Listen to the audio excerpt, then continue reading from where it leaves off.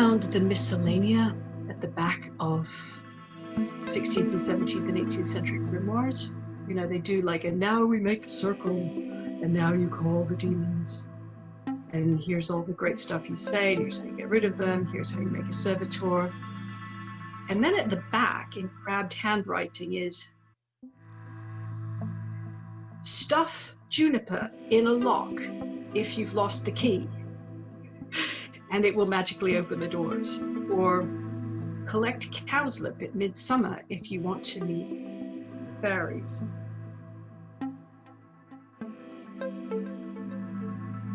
But the Lady of the Elder is everywhere, and she's dark.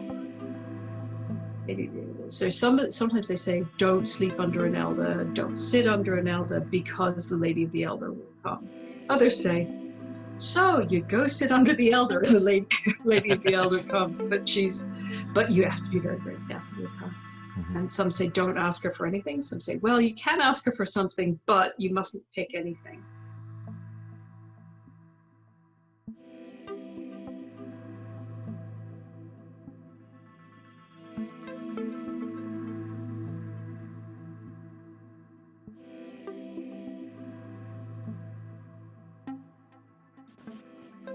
Hello everyone, and welcome to episode 37 of The Spirit Box.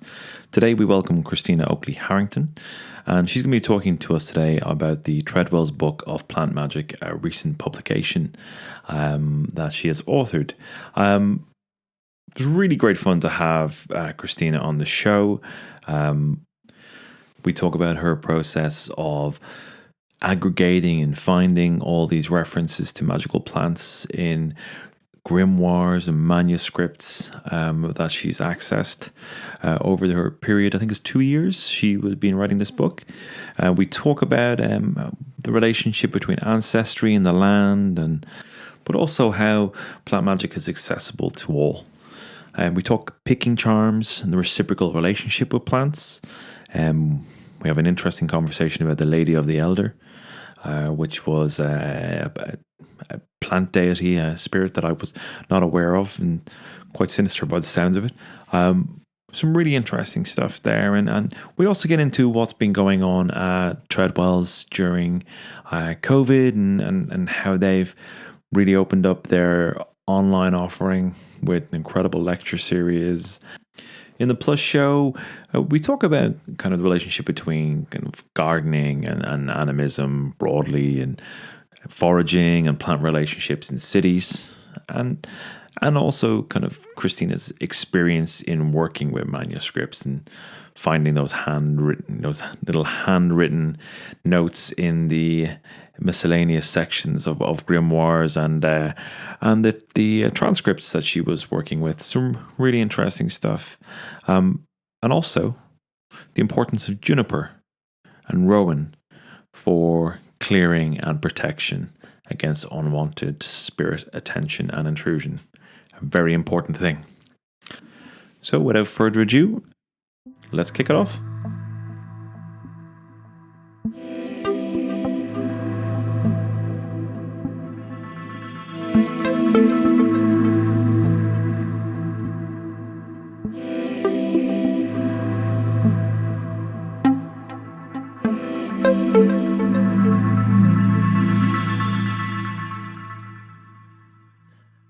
Christina Oakley Harrington, you're so very welcome to the Spirit Box, and it is fantastic to see you. It's great to be here at last.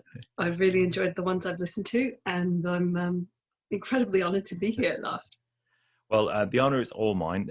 For those you don't know, Christina is the proprietor of the world-famous Treadwells bookshop. And if I'm honest, if I track back the history of how this podcast started, a lot of it actually I have to lay at your feet, Christina, because it was the opportunity you gave me to talk about the gin at Treadwells that got me to record the lecture and put it up on YouTube. And 2 years later, here we are talking about your piece of work, which we're going to discuss today, the Treadwell's Book of Plant Magic.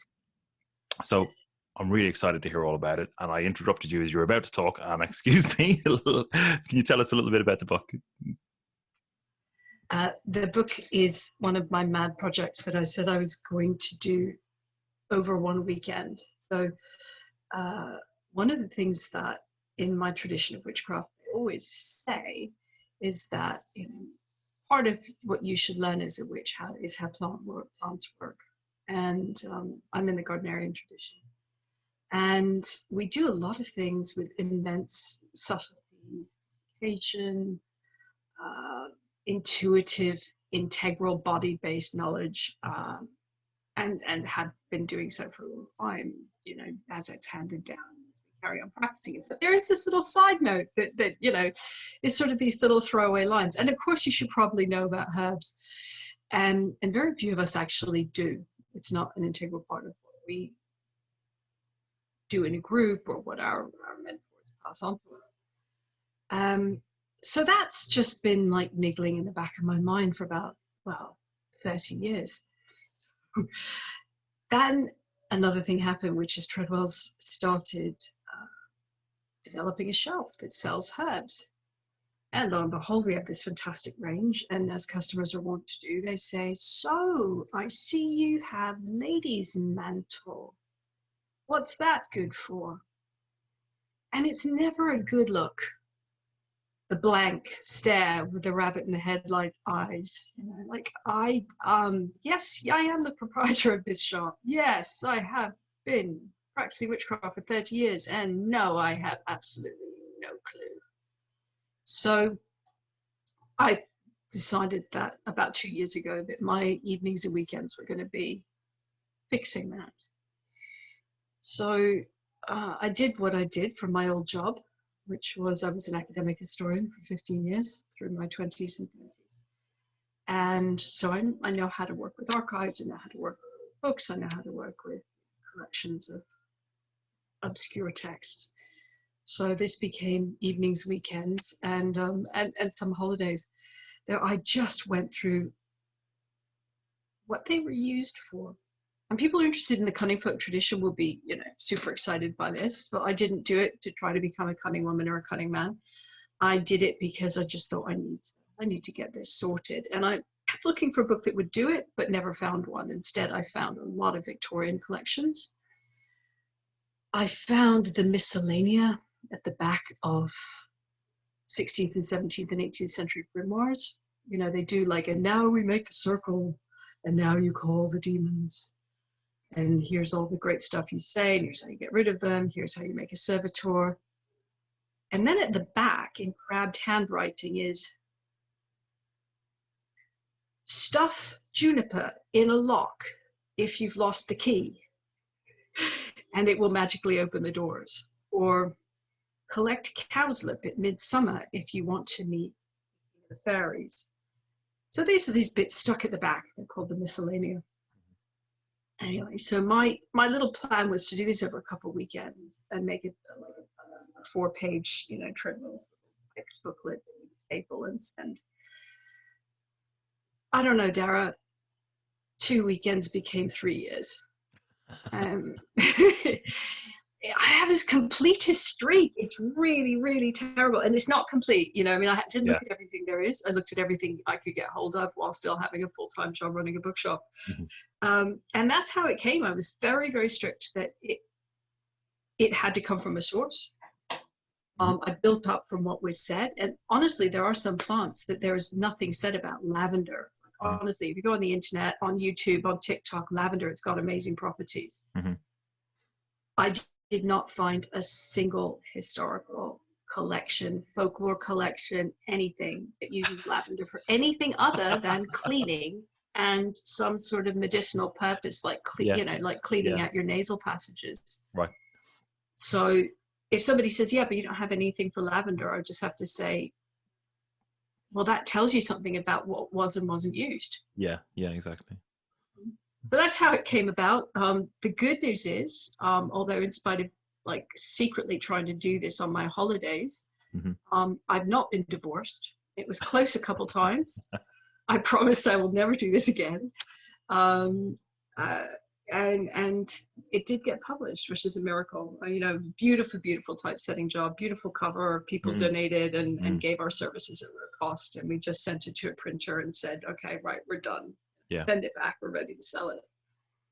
Fantastic, and it is a beautiful piece. Just looking at the cover, like it really struck me the presentation, and it has a little bit of a Victorian print feel to it, which is lovely, really really nice. And I mean, just seeing the kind of the impact that it's made online, obviously, kind of being part of the wider kind of occulture social media scene, I should say, rather.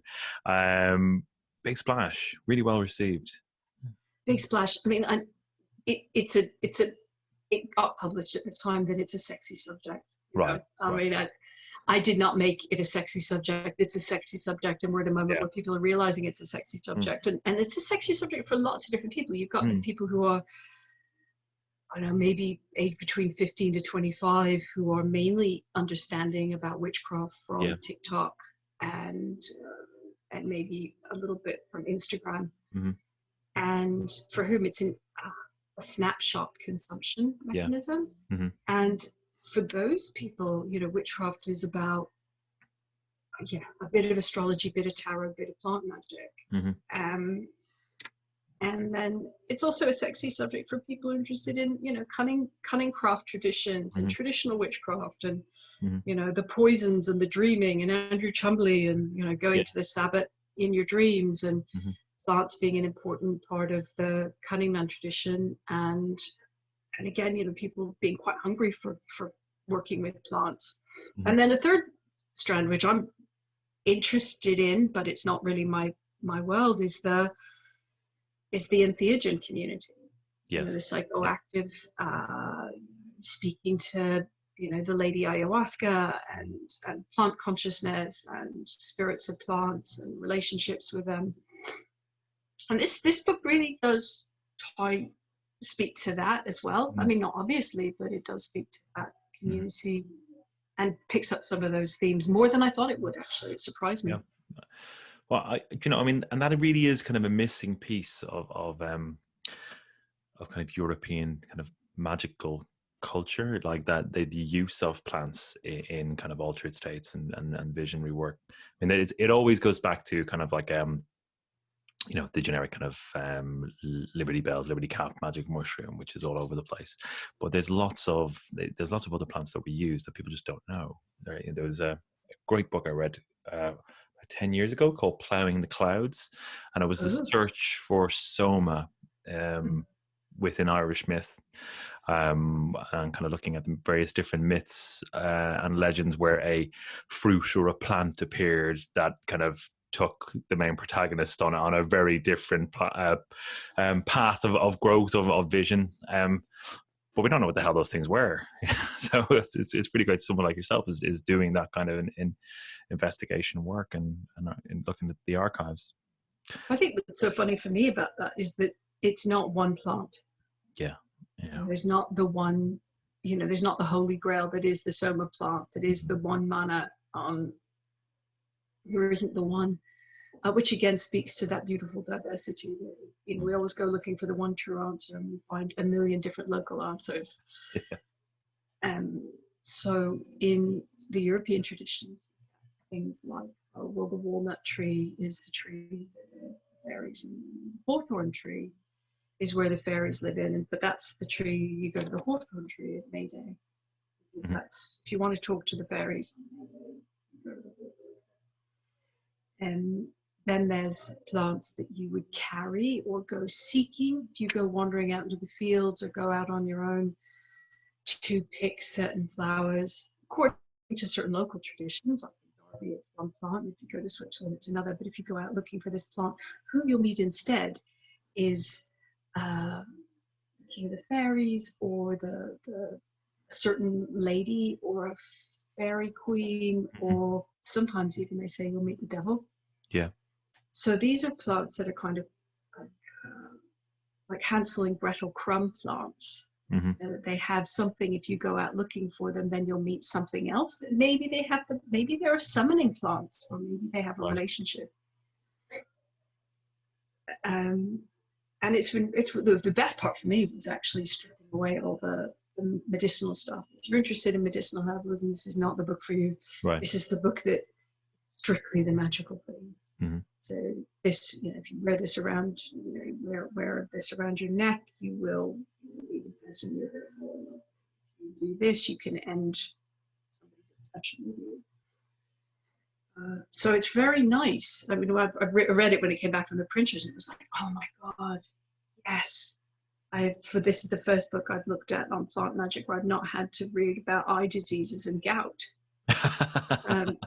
It's just like, I know, just I love, it's really nice for herbalists to do that. But if you're looking for magic, coming across the medicinal recipes, it's just, they're so frustrating because you got to fight your way through them to get, you don't understand. I want to know the plant that is going to make me, it's going to give me prophetic visions. Yeah. If I get an eye infection, I know exactly what to do. It involves my local GP, but my GP cannot help me with prophetic visions. Yes, yeah.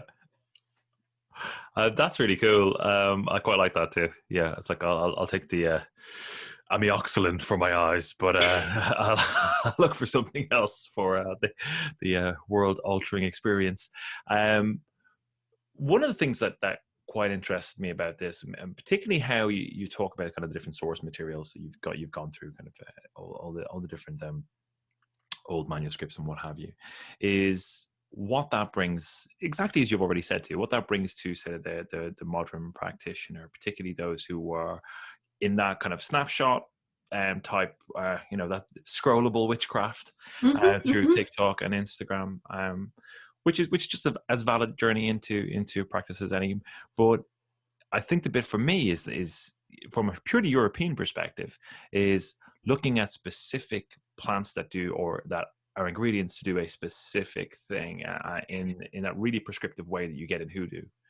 I was found kind of looking through kind of hoodoo grimoires and spell books, that the outlying kind of lists of particular spells for plants ingredients was very accessible. Now it could be just a limit how limited my reading is in the subject matter, but it used to drive me nuts looking for the European equivalent for kind of various kind of herbs and plants that grow by the roadside in the southern states of America. Like there just isn't an equivalent here, or I'd be nervous about swapping kind of a European equivalent or a British equivalent for whatever kind of like the devil's shoelaces would be in the States, to the point where I've tried to grow devil's shoelaces very unsuccessfully, I might add. Apparently takes 6 months to sprout. Nothing happened. But it's that kind of stuff. Does the book have that in it? Does it kind of give you? It absolutely, yeah. I mean, their plants, Vervain does this. It doesn't do that. Yeah. Lady's Mantle is, if you I got to just I was speaking with a woman from Women's Magazine yesterday. We did a little interview. She goes, well, are there any thoughts that make you more attractive? Well, mainly a good attitude, a slightly charismatic personality. But the tradition does say that Lady's Mantle, if you make a salve of it or rub it on your body, it is meant to make you more physically attractive. And it does that. Yeah. If you want something that's going to open the locks, you've locked yourself out, if you're a burglar, it doesn't do that. It just doesn't do it. It's not what it does. Right. There are plants that bring misfortune. There are plants that bring protection. And they're not the same plant. So the difference between hoodoo and us is that the African American community kept on handing it down, whereas we stopped. Right. Yeah, there's not a whole lot of difference in attitude. If you go back 100 years, you have this problem, you do that. You have that problem, you do that. And these plants you use, this is the way you prepare. And my great frustration is that we stopped, that we don't have an unbroken tradition of handing it down orally. Yeah. which the African American community does. Mm-hmm. And I'm really glad they do. Yeah. I think that's absolutely wonderful. My huge respect for that community, and also the tremendous hardship and oppression that it has undergone and gone through. Mm-hmm. So I kind of feel like in a small way, I've tried to bring this book forward as a way for people who want to work with plants and do have magic, and do so without having to try to grow plants that out of their own context and on a different continent. Yeah. And also just to not inadvertently bleed over into like white kids playing with black kids' toys. Sure. This is that tradition grew out of that community, which is so encroached upon. Anytime white people like what black people do, they just go in and take it. Yeah. Yes, of course, hoodoo is in books, and that is an invitation for people of all colors to participate. But if we say, okay, well, there are European things. This is what the plants here are doing. This is what they've been trying to tell us that they're good at. This is what we used to use them for. This is how we used to speak to them. They're still waiting here by our roadsides too. And I think it's important in two senses. First, as you've already very eloquently described, but secondly, it's being present in your own space, in your own landscape, and understanding the power of the plants that cohabit the space with you. I think that brings a potency with itself, right? And you're reaching back into a connection with your own ancestry who would have partaken in the same things. Some of us anyway whose families are that way inclined. But yeah, I mean, I think that there's power in that, that connection to the past and connection to the land. I think there really is, and also I think that where you live, wherever your family comes from in the past, those plants are native to that place. I mean, I don't know if it's still true in Ireland, but I know in places in Scotland, there's a hawthorn tree on its own in the field. Everybody knows that that's where the spirits live. Yeah. The hawthorn tree on its own in the field. A, you're never going to cut it down.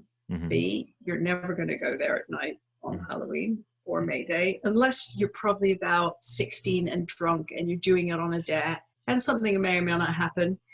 And if it does happen, it will go into the lore that gets handed down, and you tell your kids, they tell their friends, and my dad's friend, when he was little and they went and this thing happened and he never got over it, or you got to tell him, he'll tell you about it if he's had a few. And those realities of the plant and its power in the landscape is for everybody, including Mr. and Mrs. Khan, who recently moved to the village. So I don't. And if I grew up as you know, I grew up in Burma, and there were certain trees, and there were certain corners, and there were certain shrines. And I didn't grow up in Burma. I'm not Burmese, ethnically and heritage-wise, but it was part of me living there as a child that we pay respect to. This is what we do when we get to this tree. This is what we do when we get to this shrine. That shrine. So I think it's there for everybody who lives in that landscape, regardless of how far back their particular family comes. Yeah. I mean, certainly the Whitethorn thing is still very real. Joshua Cutchin was on the show last week, and he wrote a fantastic book called Thieves in the Night about changelings and fairy abductions, and obviously there's a rich vein of that in Irish folklore. But he took it. He really kind of zoomed out, and he pulled together strands from all over the world, mapping out the same phenomenon. It was a really great book. But one of the things we were talking about was that idea of kind of like is belief in the fairies and the dangers of the fairies still as strong? It's like, well, on a surface level, absolutely not. No, of course it isn't. It's not at all as strong on the surface level. At the same time, most people will tell you, yeah, you don't mess with a whitethorn. That's just ingrained. Like the same people who would be very professional, and with great modern careers, not kind of ruddy-faced farmers where you'd expect to hear. Everyone knows you don't screw with whitethorns, and that is, I think it's just a fundamental. It's ingrained in us now. I don't know what it's like for young people. There, I left Ireland 20 years ago, but I assume it's still the same. And certainly from contact that I've had with home, it's still very much the same. But you can see why. When you look at the trees, you can see why. They have it about them. I say in the book, it's something that was taught to me orally, which is just always leave an offering. Cut this, a bit of vervain, a bit of this, a bit of that, a bit of juniper. You always leave an offering. It's a clipping of your hair. I carry often in my bag a little miniature of rum, or whiskey, or wine, anything alcoholic. I was taught that it has to have a spirit in it. It's got to have a kick. And I personally don't drink. Alcoholism runs in my family, so I don't drink at all. But I have this little miniature in my handbag, and if anybody ever asks me what it's about, I'm just going to say it's not for me. It's for the trees. Yeah. So if I ever am cutting a bit, just drop a bit down. Failing that, a bit of bread, a bit of milk, cream, something. But always, so there's a reciprocal relationship that is in the English folk. It's in the English and European and Irish and Scottish folk traditions. It's a reciprocal relationship, and it's really funny. I do every now and again. Doesn't happen very often. Unless somebody will come and lecture me about relationships with plants, and they just come back from their ayahuasca trip in Central and South America, and how we don't have that here at all. We in the West, we in Europe, we don't have that at all. And I think I took that on board as being something people aren't aware of, and maybe it isn't true now. But if you go back, like even the hawthorn thing, but if you go back like 100 years, and then 200, 400 years,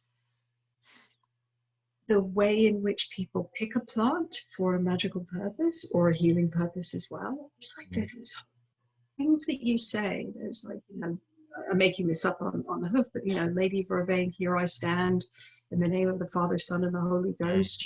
Please help me, and thus I pick you. So when you're picking the plant, you have to tell it who you are. You tell it you come with a good soul, a good spirit, and that's what I think the religious stuff is. And that you're acknowledging as a being with consciousness, and you're acknowledging that it can help you, but you're also acknowledging that it might not. If you're asking it to help you, and for your particular purpose, it means that it might say no. You're a bit of shit. Yeah. Not going to help you. Yes, I'm the one for unblocking locks, or yes, I'm the one for this, or yes, I'm the one for that. But, don't like your attitude. Sorry, mate, not going to happen. Yeah. Yeah. And I mean, that's analogous to how people describe certain experience with entheogenic plants. Lady Salvia can give people quite a rough ride. It's no shape or guarantee people will have a pleasant experience. They might get what they need, but not what they want, so as the old adage goes. But I'm sure it's exactly the same as you're describing with the kind of broader plant magic. Yeah, I really do think it is. And it's this whole topic goes into what folklorists call, in a rather diminutive way, picking charms. Okay. And so if you ever find yourself in the folklore library, picking charms with this magical doorway into the reciprocal relationship of give and take, right?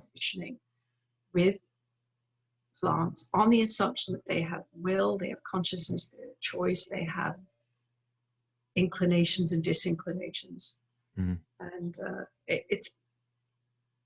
I missed that for the first couple of years of doing this book in my spare time. I got it. I was reading David Abrams' The Spell of the Sensuous, and it was just on my desk right next to this page open of a lady somebody's folklore book, and there's a chapter on picking farms. And I looked from one to the other to the other to the other, I'm like, and the whole world kind of opened up and fell apart at the same time. Cool. In charms is true plant consciousness relationship. That's really cool. Yeah. I can really see kind of a lot of that psychedelic world getting really into that, because, you know, there is that small kind of, I mean, Julian Vane was on the show a couple of months ago, and he talked specifically about that, about kind of like talking to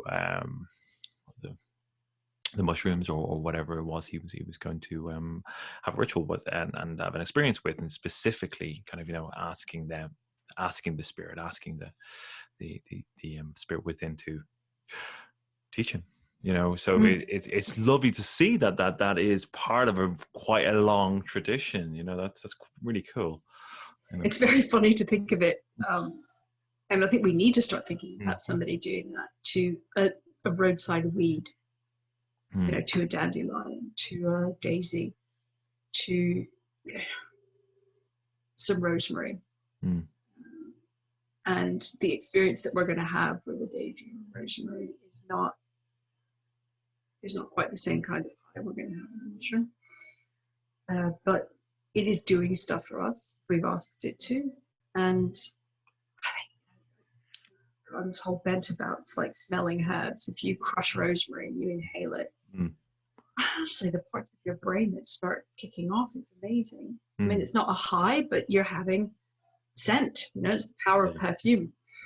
And we've got to remember that the smelling parts of the brain, the smelling sensors, are right in what's called the reptile primal. So that's why, as a side note, for example, if you can smell a smell that is from your early childhood, like first perfume, or some food that you ate only when you were a very, very small child, smell it, it will reactivate the whole memory. That's because it's such a deep part of the brain. So when I'm doing plant magic with people or by myself, the crushing of the fresh and smelling it as I'm speaking to it is really important. Sort of, again, looping back to the Julian Vane thing, I'm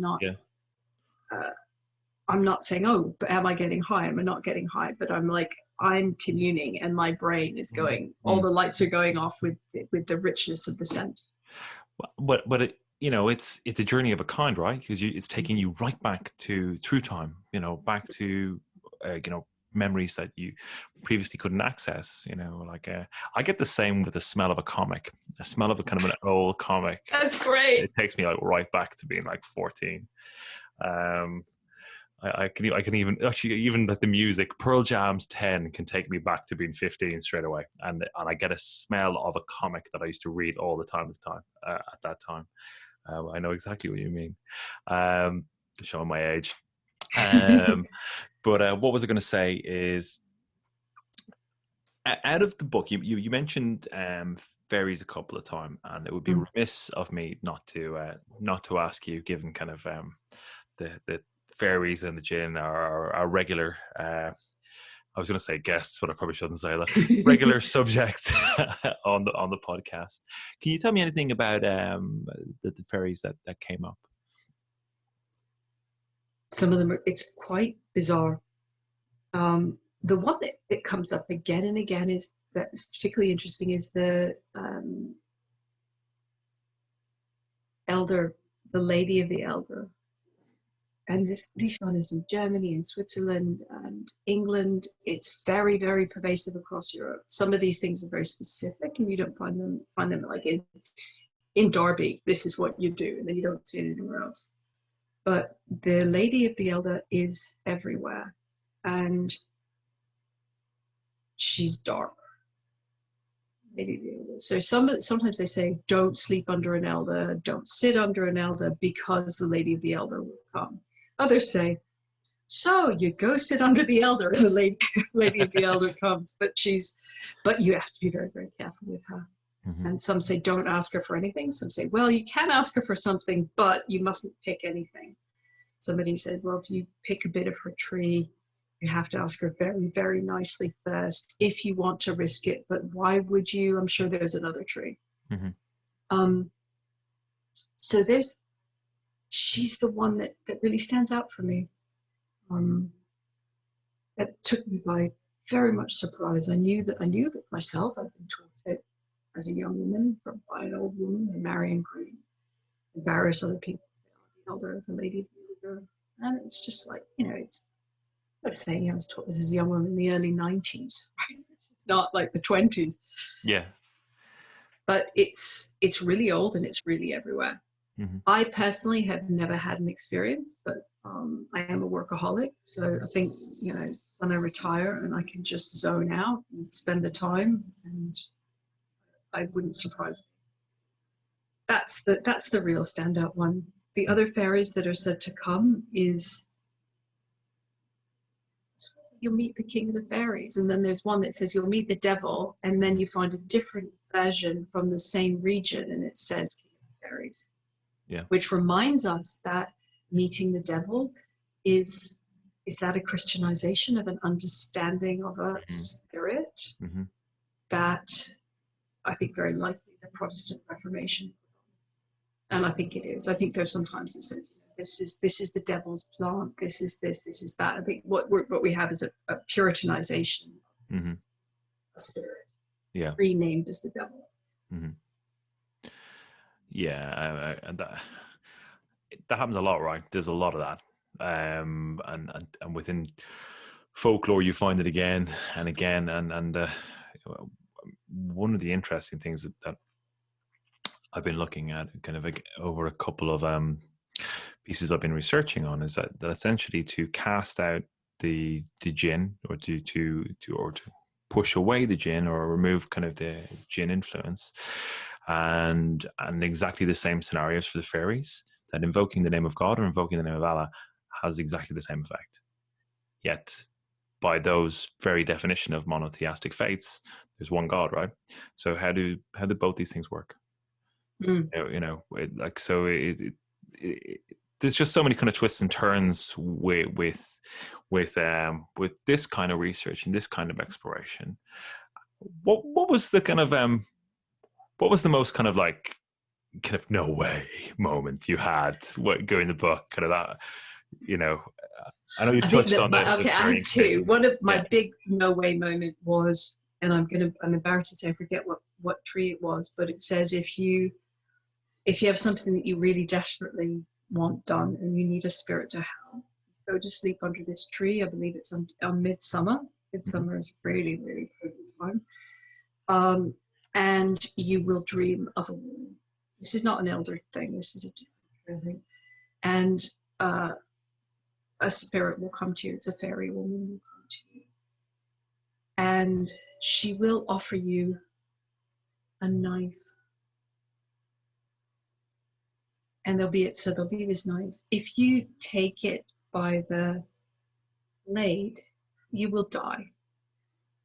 Probably your family too.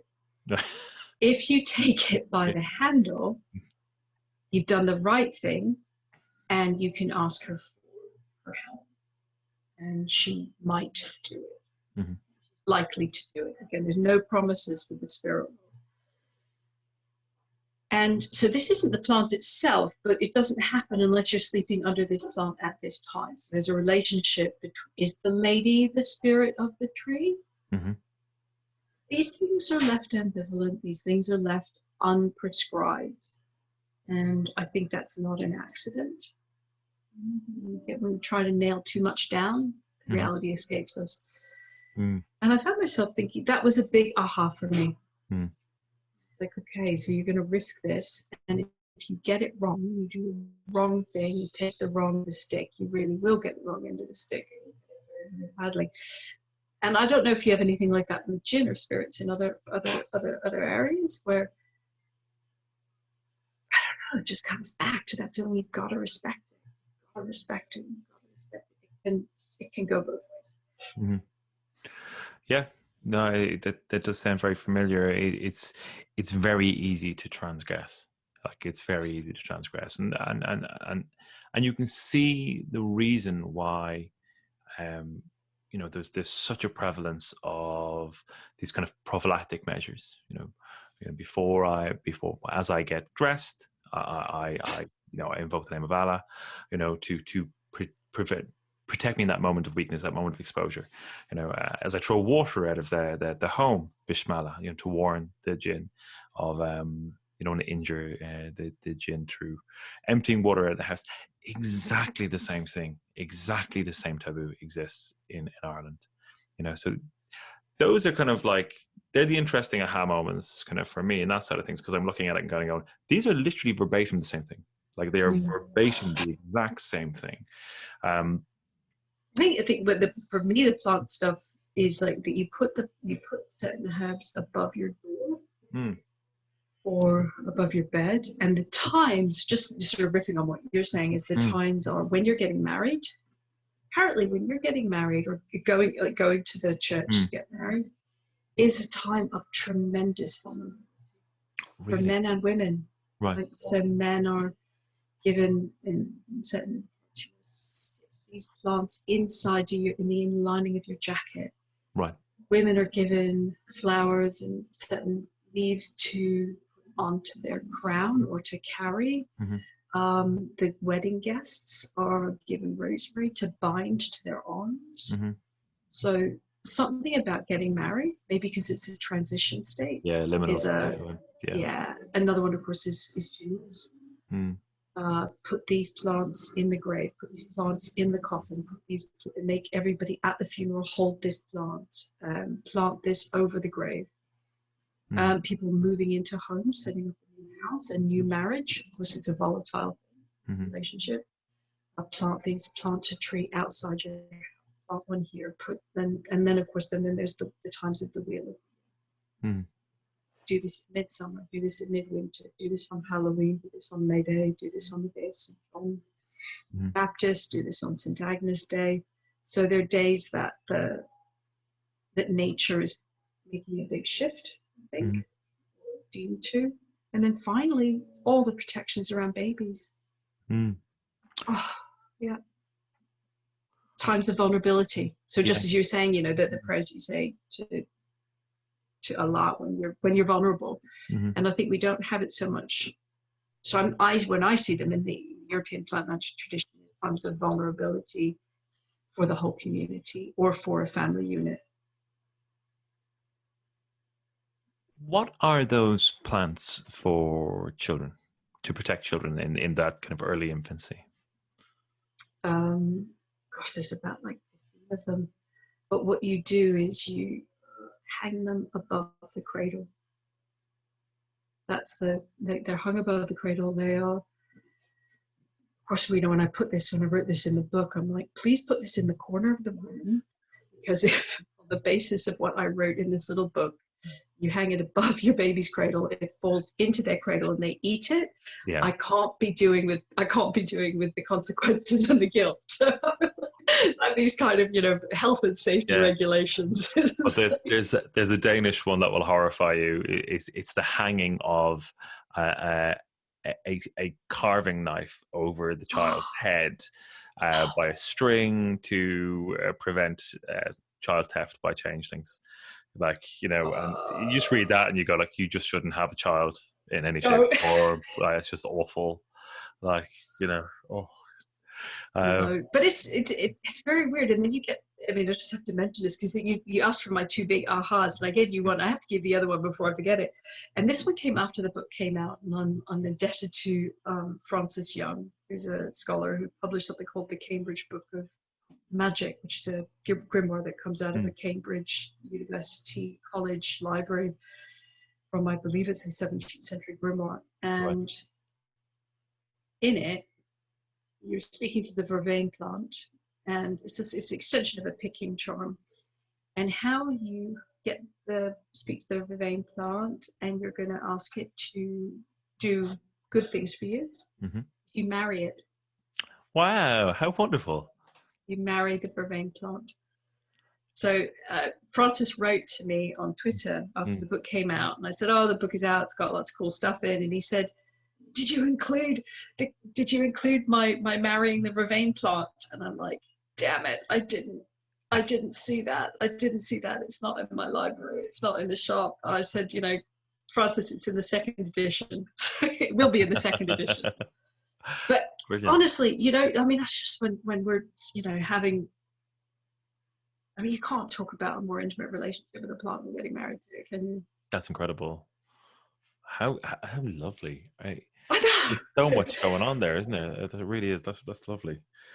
So in terms of the protective plants, what were the plants that you found that kind of had that protective measure to, say, push away unwanted spirit intrusion? Loads, but there are two big ones. In the north of England and Scotland, it's the rowan, or some of my Scottish friends call it the round tree. Right. Rowan berries, rowan branches, rings made of rowan, hoops made of rowan. It's just the big one. And in the more southern counties, it's juniper. Okay. Juniper is like the big one. Right.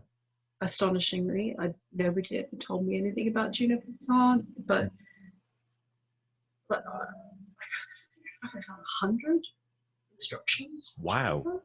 Yeah, it's rampant. It is the big one. So I'm now a big sort of evangelizer about juniper as the big protection plant. Right. Huge. And you know what isn't used? Sage. Really? Not here. Yeah. No. It's not a protected plant here. I think I found one small thing for it from one local Somerset town for one specific purpose. Really? But juniper, hundreds and hundreds of purposes. It's always like it's one. I mean, how do we not know that? It's just like, I don't know. I'm all about a revival. You know, I'm like, I want us to know these things. You wanting everybody to have a Clutie trees. I think Bristol should have Clutie trees. Yeah. Like you. I mean, like, I don't, it'd be nice to sell copies of this book. The thing I care about more than selling copies is that I want everybody to know this stuff. It feels like this knowledge belongs to all of us who live in these lands. You know, some of us have generations going back here. Some of us are new arrivals. But these are our plants. These are our neighbors. Well, that's fascinating. And was there a particular type of like preparation, or you said there was hundreds of references? Was there anything hundreds? You know, just put it up, put it above the door, put it above the window, put it outside the door, put it inside the door, put it below the bed, tie it to the bedstead. If you read 100, you say, I get the point. Get the point. You know, put it in your car, put it outside the barn, put it on the horns of your cattle, put it, you know, on the tail of your sheep, put it with a string, put it with a red string, put it with a blue string. But you go like, okay, right, I'll do something. I get the point. That's amazing. Yeah, I've never heard anything about that at all. That's incredible. One thing that really struck me over the last few months, and obviously you released this title recently in the middle of everything that's been going on in this chaotic year of 2020 and you know, the challenges that presents for a business like Treadwells. One thing that really struck me was the absolute outpouring of support you guys got from the occult community, and just how wonderful that was. You know, I know I'm not going to get emotional here. We could not believe it. We were the lockdown happened on the 18th. We closed on the 18th of March, and we were ready to just prepare for the worst. And people have been amazing. I'm actually a bit emotional, overwhelmed by it if I think about it, and I do think about it. And every person who ordered a book, thank you. Every person who ever just bought something from us, thank you. A lot of people said we should do a crowdfunder, and we said no, we're not going to do a crowdfunder. We're a business. I felt the right way to ask for support is to say, if there is something that we have that you want to buy, we will give you the best customer service you've ever had. We'll gift. Oh, that's So very true. every order is gift wrapped. Yeah. So our crowdfunder has been people just buying things and us sending out with little freebies and gift wraps and ribbons and thank you, personal thank you note on every single order. And it's the smallest way we can say, my God, you guys are amazing. Well, I think the feeling's very mutual, isn't it? In that regard, I have my Treadwells tote bag and Burnley Relief postcard, which is proudly on my altar now. But some lovely stuff. I know you guys have some incredible titles, but yeah, it was beautifully packaged, the stuff that came out, and looking at the packaging for Plant Magic as well, it's gorgeously presented. You've got that kit as well, the kind of different selection of herbs to send out to get people started. I mean, really, really beautiful. Put together, gorgeous stuff. And in terms of, say, international listeners who may be interested in Treadwells.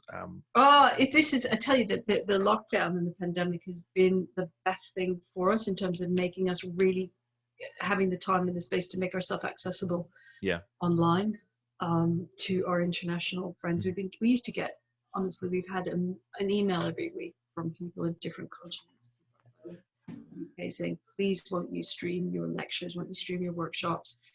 And Treadwells is a small independent bookshop run with a lot of goodwill and a tiny staff who are all slightly overworked.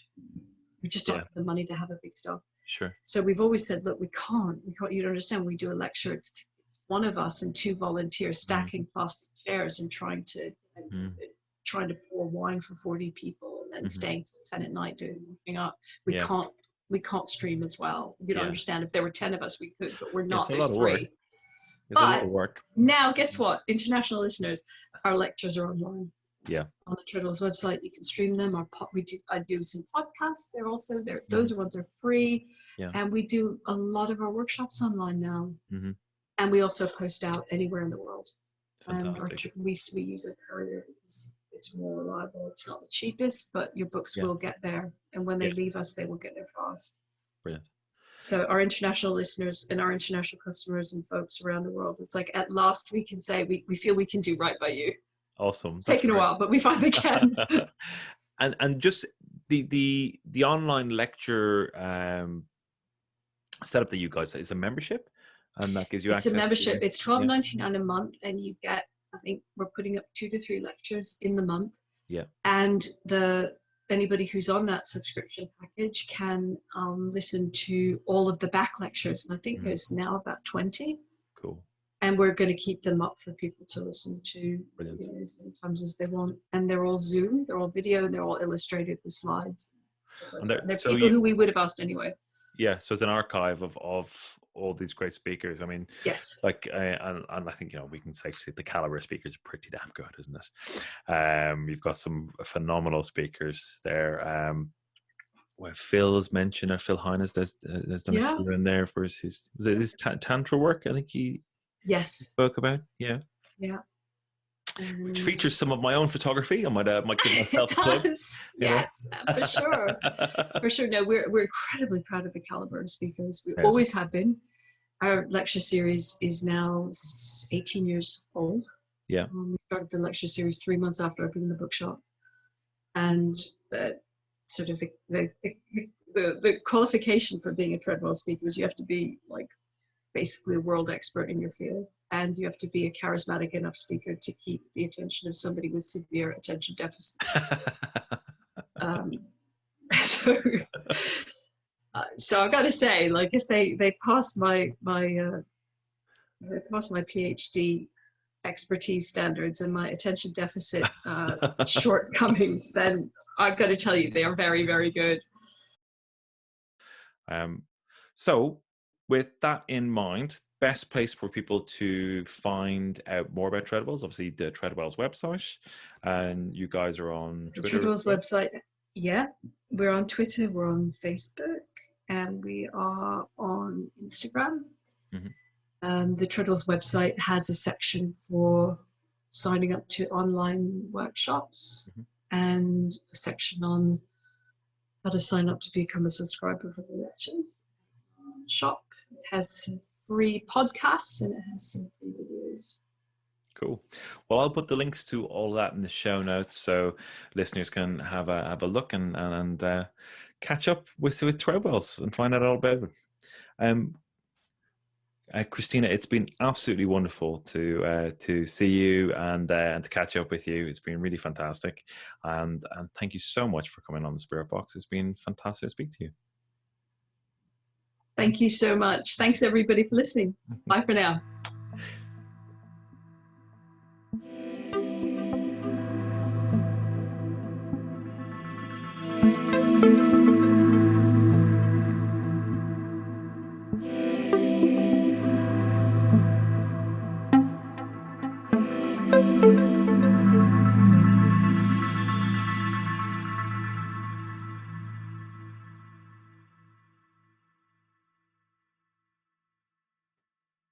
Great stuff. Well, I hope you guys enjoyed that.